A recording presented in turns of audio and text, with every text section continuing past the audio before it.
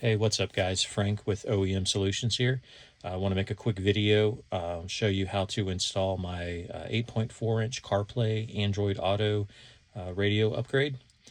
For demonstration purposes, I have already removed some of the fasteners to kind of speed the video up a little bit, but I'll show you where everything's located. First things first, if you have a center console, which I do, but again, I've already removed the top part of it. There will be a screw, 7mm, underneath where the I guess where the cubby is in there. If you have an early model truck like 13 to 15, there will be I believe 2 in the cup holders to the right. So just make sure you remove those, and once you get that top part out of the way, then you'll have the dash bezel left. And once you get to that, you'll have 2 screws up here at the top. They're either going to be Phillips or T20. Sometimes there's one in this cubby right here. Just double check before you start pulling on stuff. Make sure that if it's in there that you've got it out. And then once you have your console top removed, if you have a console, and then once you get these fasteners out, you're simply going to grab a hold right at the top, and you're just going to kind of pull on it, a little bit of force, and it might sound like it's breaking, but it's going to be perfectly fine. There's just some plastic retention clips in there. So it just snaps right out like that. And if you got a 1500, you won't have to deal with the column shifter, but I have a 2500, so there it is. Once you get that out of the way, you just go ahead and disconnect any of the wiring harnesses back here. There's going to be probably 3 to 5 different ones, depending on what options you have. All pretty easy to get out. Just take your time.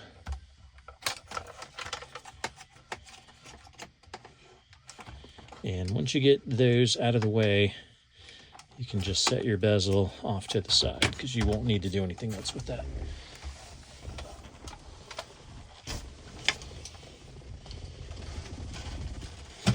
Okay, now next is going to be the radio. There's going to be 4 7mm screws, 1 in each corner of the unit.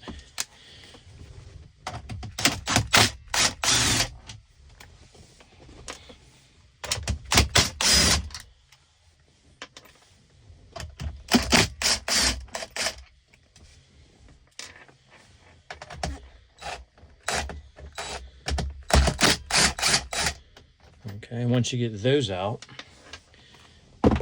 you're just kind of going to rock the radio back, and you'll see some of these connectors on here. So you have colored connectors that are plastic. They're called Fakras. There's going to be a little release tab on them. You're just going to want to pinch it and just kind of pull. I've had mine out a few times, so probably a little bit easier to get. Yours might be kind of tight, but you definitely want to take your time with these because they're plastic.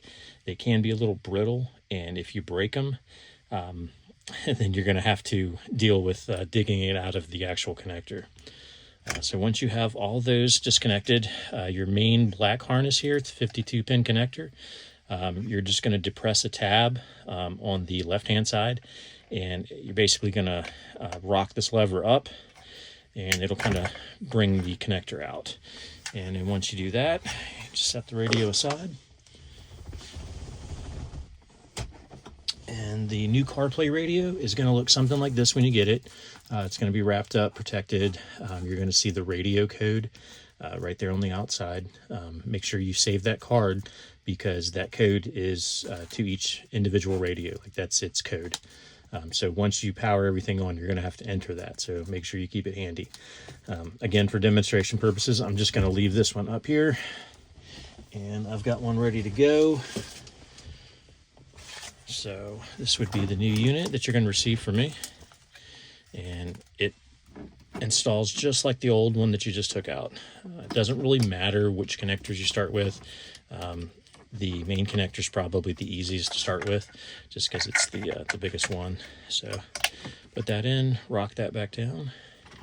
Now the location of the connectors, the Fakras, has changed a little bit, but they should all reach just fine. You might have to play around and figure out which one fits best where. Okay, make sure those are in. Okay, and that's pretty much it. And then just set it in its location and reinstall your screws.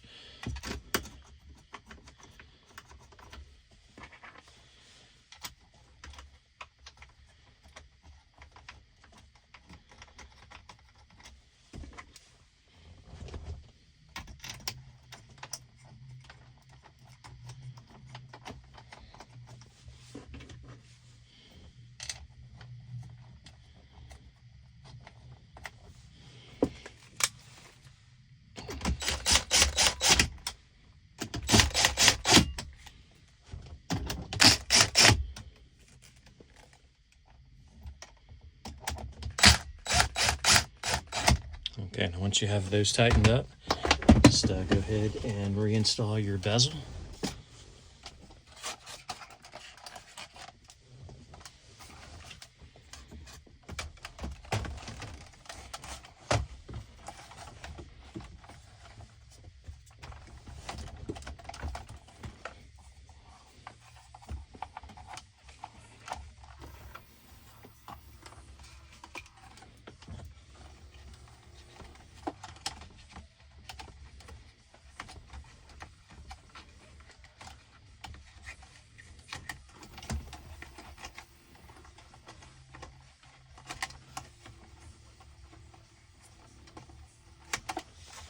All right, so once you have everything connected, just go ahead and finagle everything back into place.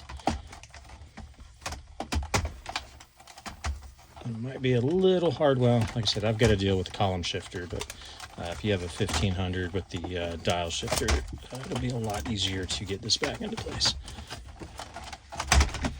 All right, so now that that's in, one thing, obviously, remove the screen protector from it. It's going to be in place to protect the screen. It's a brand new screen on there. I'm just going to leave it on, but this would be a good time to go ahead and pull it off. You could easily do it just by doing it right here, but I'm just going to leave it on for this video. All right, so once you get everything snapped into place and everything's connected, I would go ahead and recommend testing everything, turning it on. Don't start the truck, just put it onto the run part of the ignition. So it's going to be 2 presses with no foot on the brake, and that's going to power up the radio, and then from there you'll be able to enter the code, and I'll show you what that's going to look like. Now in the video it may look like the screen's flickering. It's not the case. I guess it's just with the camera or the backlight on the radio, but it's not flickering. It just appears to be that way. So when you power it up, it's going to bring you up to the screen where you can enter the code. And in this case, for this radio, it's 8592. So 8592, and then done. And that's going to unlock it.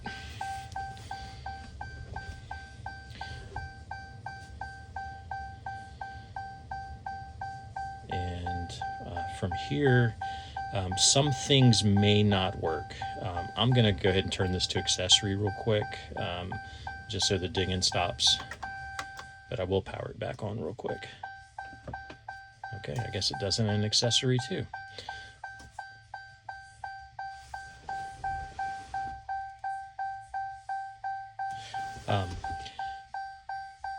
So at this point, some things may not work. The volume may be weird. It may not have any sound. It may go from 0 to 1 and it's just loud. All those are extremely normal, so nothing to worry about. The radio has to sync up with the truck, and that's going to take about 30 minutes to an hour to do. So at this point, just make sure the radio actually works, everything turns on, seems to be good. I'm going to show you how to do the USB hub in another part of the video real quick. But for now, let's just assume that you have it in and you wanted to test and see if everything's working. You can just plug your CarPlay in.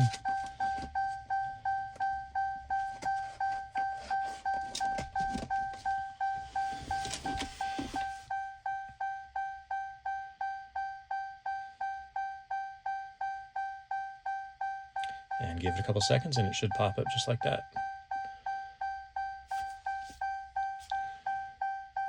So at this point, you can see everything's working like it should. Like I said, again, you might have some issues with sound. Your HVAC might be a little weird. If you have a single zone, it might show dual zone at first. Some of the temperature settings might not work right away. All that's perfectly normal. So what we'll do after you've checked everything, make sure everything's good, everything powers up, everything unlocks, go ahead and just shut it down and see the radio power off. From there, just let the vehicle sit for about an hour. You know, if it's in the afternoon, go grab lunch. If it's in the evening, go grab dinner. If it's late in the evening, just go ahead and go to bed. But just turn it off, take the key out, lock it up if you're going to bed, and just let it sit. It just needs to sit undisturbed for about an hour. Once that happens, everything will sync up, and then those issues will go away. Your volume will be normal. Your HVAC will be how it's supposed to be. Sometimes I have issues with backup cameras. That'll all resolve itself after everything's synced up. Now, after an hour, 2 hours, overnight, if there's something that hasn't synced up, that's when you're going to want to reach out to me. And I'll walk you through a few things that we can do just to double check some stuff. I won't ask you to pull everything back out. I actually recommend that you do not pull everything back out if there's an issue. There's a way to reset the radio to sync it up again by pulling a fuse, and that's much easier than pulling everything back apart just to disconnect the power. So there you have it. That's the 8.4 CarPlay install. Fairly easy. Once everything's back together and everything's confirmed working, you can put all your fasteners back in and you'll be good to go. Again, if you have any questions, you can reach out to me on the website. It's www.oemsolutionsonline.com. You can email me directly. It's just me here, so it'll be me answering you back sometime. Hey guys, Frank with OEM Solutions here. I wanted to finish up my video on the 8.4-inch CarPlay Android Auto radio upgrade with showing you how to install the new USB hub in your center console or jump seat. So if you open the lid of your center console, you'll see this mat down in here at the bottom, and if you remove it, it will expose 7 screws. To remove the tray, you just go ahead and pull the 7 screws out. They're T20 Torx. And once you get those loose, you can pull the entire tray out, and you'll have to disconnect a connector in the back. Now I'll show you real quick. There'll be this style media hub in here. And if you disconnect it from the back side and flip this over, you'll see on the back 4 tabs, 2 on the top, 2 on the bottom.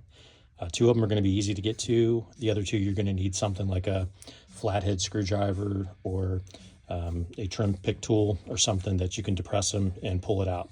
So once you get those depressed and you pull it out, go ahead and discard it because you won't need it anymore. And then take the kit that I give you, which has got the new USB hub, the wiring adapter, and a custom 3D printed plate. And you go ahead and open that. And the first thing we're going to do is we're going to install the 3D plate. So there's a trick to this plate. It's pretty tight, and it's designed to cover everything very nicely and look like a very fit finish. So what you're going to do is insert the right side. You can see it's kind of got a bigger lip on the right side. So if you stick the right side in and pull it nice and tight all the way, it will allow you to get the left side in, and then you just slide the left side back, and it kind of all locks in. And once you get that done, the hole is now the correct diameter for the new USB hub.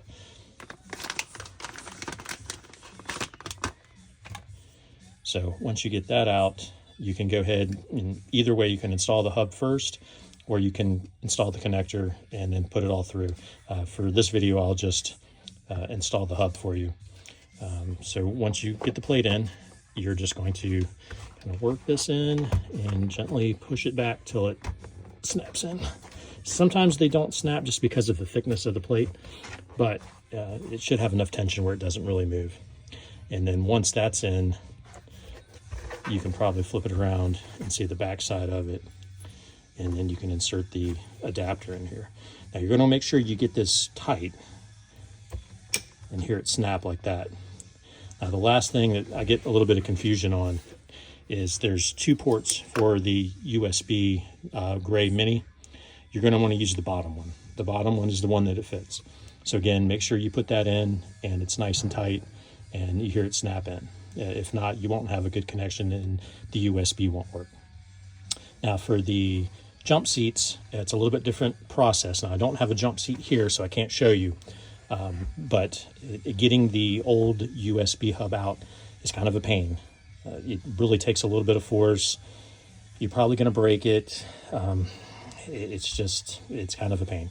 And there's no way to disassemble it like this to get to it. So if you have a jump seat, you'll have to fight it a little bit. And once you get it out, you're also going to have to trim a small piece of the bracket that kind of holds the front of the jump seat together. I will try to take some pictures and upload that when I get another truck with a jump seat in here. But for now, this should at least show you the basics of what you need to do.